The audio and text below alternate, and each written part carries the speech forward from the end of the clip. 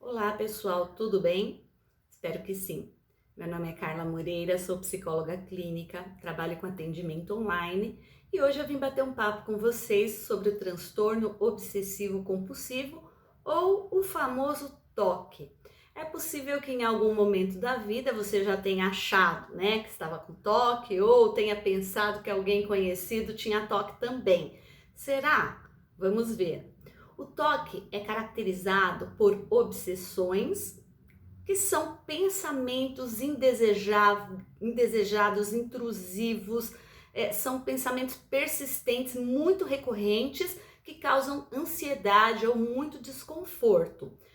E as compulsões são os comportamentos que também são repetitivos, que via de regra tentam minimizar os efeitos dos pensamentos intrusivos ou diminuir a ansiedade desencadeada por eles. Então, o que acontece, gente? A pessoa acaba criando uma regrinha, né? Ela pensa e se comporta para diminuir a ansiedade, e na medida que ela se comporta dessa forma, ela tem uma sensação, né, de conforto que é momentânea, e aí isso faz com que, ao pensar de novo, naquele pensamento, ao gerar aquele pensamento obsessivo, ela tem que se comportar dessa forma e por aí vai. Então, os desdobramentos mais comuns do TOC, que são vários, gente, são em relação à limpeza, ou seja, os pensamentos aí recorrentes são em relação à sujeira. É como se eu deixasse algo sujo, uma coisa muito ruim pudesse acontecer. Então, em contrapartida,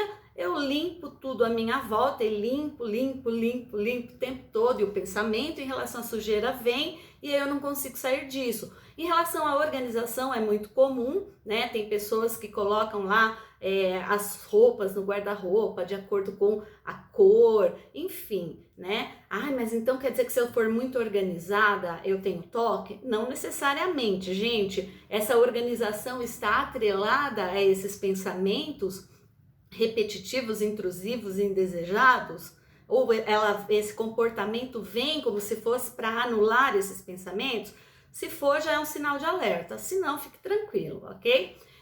Então a gente acaba desenvolvendo essas ações que são aí comportamentos repetitivos. Elas podem ser comportamentais ou mentais, tá, gente? Então, de repente, sei lá, eu tenho pensamentos intrusivos que são desagradáveis, que causam desconforto e sofrimento, e aí eu rezo, mentalmente, ninguém tá vendo o que tá acontecendo comigo. Ou tem pessoas que têm TOC e que elas têm necessidade de contar tudo que for passível de ser contado. Então você de repente está lá com a pessoa e não sabe, mas ela está ali, mentalmente ela tá agindo, né, o tempo todo, ela está com a mente muito ativa. Tem pessoas que repetem palavras, enfim. Na verdade, esses comportamentos ou essas ações mentais, essas atividades mentais, vêm para neutralizar a ansiedade ou desconforto gerado por esses pensamentos. E aí, gente, a pessoa acaba desenvolvendo, né?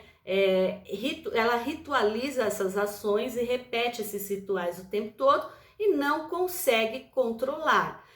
Isso, para ser caracterizado o TOC, tem que tomar muito tempo do indivíduo, mais de 1 hora por dia, nesses rituais aí para tentar minimizar os efeitos desses pensamentos. Tem que trazer sofrimento ou prejuízo, porque nos casos mais graves, isso é paralisante, a pessoa não consegue nem trabalhar mais. E também, gente, ter uma ou outra característica é muito comum, por isso que eu falei para vocês, nem todo mundo que gosta de limpeza ou que é organizado tem TOC, a gente tem que tomar cuidado com isso, tá? Então tem que ter obrigatoriamente o pensamento, que é recorrente, que é desconfortável, que causa sofrimento, e o comportamento vem para anular ou minimizar os efeitos desse pensamento, tá? Só para vocês terem uma ideia, eu lembro de um caso clínico que a pessoa desenvolveu um pensamento que ela não podia. Quem tem mais de 30 e poucos, 40, vai saber do que eu tô falando. Isso é senso comum, gente. Tinha não sei se era um ditado popular, enfim, mas as pessoas diziam antigamente que se a gente deixasse o chinelo virado ou qualquer sapato virado, que a mãe podia falecer, a mãe morreria.